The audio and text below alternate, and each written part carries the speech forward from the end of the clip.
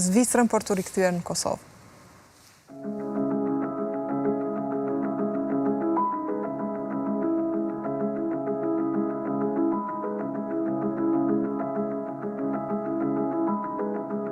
Enver Osmani nga Mushti e la Kosovën në vitet e rënda të luftës dhe okupimit, si shumë të tjerë, i shtyr nga nevoja, jo nga dëshira. Zvicra u bë vendi ku ai punoi për vite me radhë me mendjen gjithmonë të dheu i tij.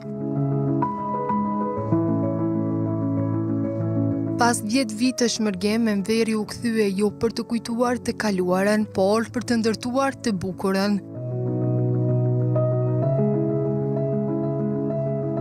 Obori i tij sot është një lulishte që të ndalë frymën, një kopsht i ndërtuar me dashuri, durim dhe përkushtim.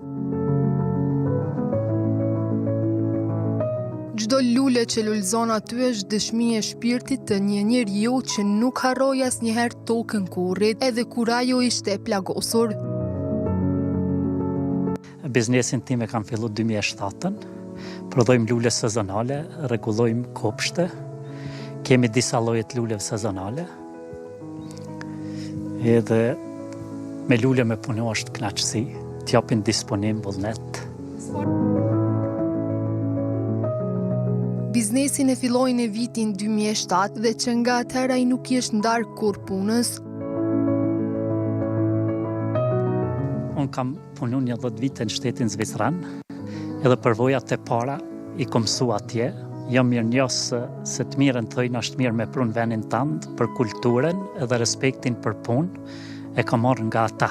Do thotë e para është që te familja, po edhe e merë diçka të bukur ku të qenë e merë bje këtu.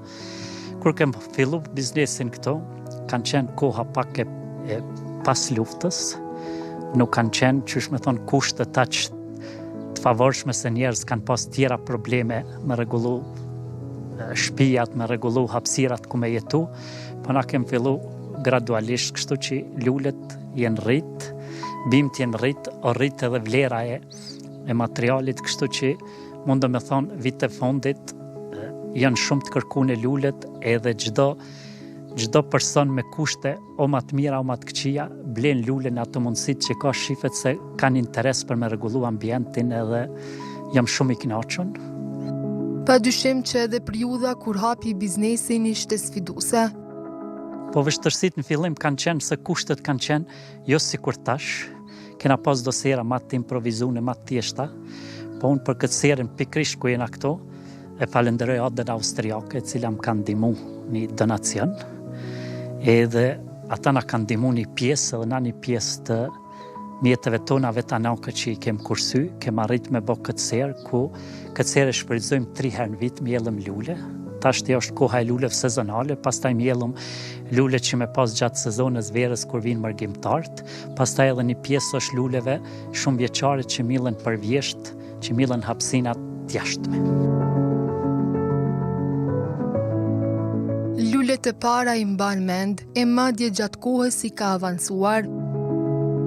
Fillim kanë qenë lulet ndoshta që më thona këtë popullore kanë qenë lule ma tjeshta, po tu po tash tregun edhe tu po tash të interneti e këto që në mediat na kanë bërë të mujshme me pa me ndëgju, tash kena bashkëpunim me disa firma që janë Holand, cilat i marrim farat e landës parë, kurse substratin e marrim nga Gjermania, se është shumë keq me thonë këtu, po këtu halon nuk ka hap dikush një biznes që me na ofru neve fermerve që ta me na bom atlet, na detyrumi me gjithë tregun edhe jashtë, për arsye i mjellu me substrat, se ka materje të ushqyse edhe ka ma pak smundi edhe dëmtime. Pa dyshim që sikurse çdo bim tjetër edhe lulja kërkon një kujdes të shtuar. Po do me thonë mjellja fidane fillon të thotë ka pej 5 deri me 10 janar, të thotë farat që i mjellëm do module ma të vogla, pastaj prej aty në module ku të bon të gatshme i mjellëm këto vazot që kërkojnë edhe kanë ushqim të mjaftueshëm, edhe bëjmë renditjen e këtyre. Kjo është një punë që dën përgjithësi normal, dën kohë, nuk është si një punë ndërtimi apo sot mund dhe me lanë me këto duhet vazhdimisht me qenë i rregullt. Në kujdesin e tyre hyn edhe ujitja, e që luan një rol shumë të rëndësishëm në zhvillimin e bimës. Koha ma e mirë për ujitje është mëngjesi hershëm apo mbrëmja. Për shkak mesditë nuk preferohet se gjethet janë nxehta dhe uji është i ftoftë, i dëmton lulet, i dëmton gjethet edhe munden me kriju ato njollat e në përgjethë dhe lula mos me qenë cilësore.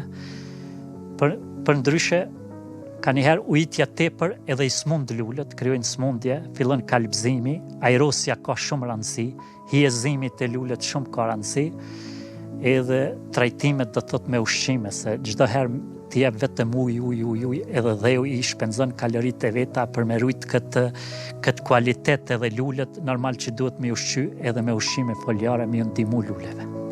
Një ditë e tij fillon që nga orët e para të mëngjesit. Si tash që është pranvera, na ora 5 zgjohemi, edhe pim ka një kafe edhe fillojmë të lulet, ujitjen, bëjmë paketimet klient që i kanë porosit, presim gjatë ditës klient kështu.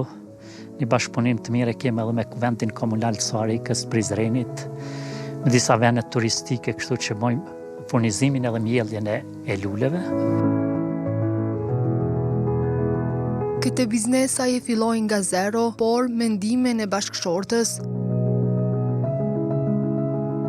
Mëngjesin e kem, do të thotë unë këtu do me falenderu edhe bashkëshortën time edhe djalin, edhe vajza e me qenë se u martu, po sa ka qenë ka ndihmu, tash ti falemderit edhe nusja djalit edhe ajo interesohet këtu, po kraj djallë që thoj me kam pas bashkëshortën, cilën e kena fillu bashk edhe jam shumë mirë njës, ma ato kena fillu në hapat e parë edhe deri këtu bashk kena arrit çdo sukses, na e kena bë bashk, nuk e kom bë vetëm unë, apo t'ja dedikoj vetëm vetës, kështu s'bashku e kena arrit këtë sukses. Bashkëpunimi ka qenë normal se pa përkrajën e familjes nuk mundesh me arrit kur gjë.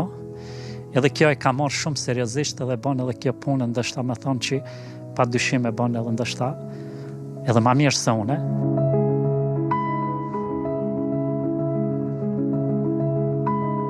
Enveri ka një mesazh për të gjithë ata që duan të zhvillojnë një biznes.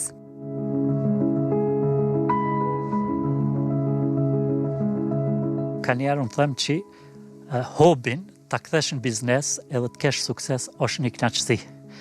Po çdo herë, çdo biznes që bëhet për kraja parë është familjen, mbështetje me pas, po edhe seriozitetin, punë, sinqeriteti, se nuk duhet të mu, interesi jam është me pas cilësi, nuk është interesi të kem vetëm sasi, bëj një prodhim edhe lulet mos t'jenë në gjendje që duhet mu konë.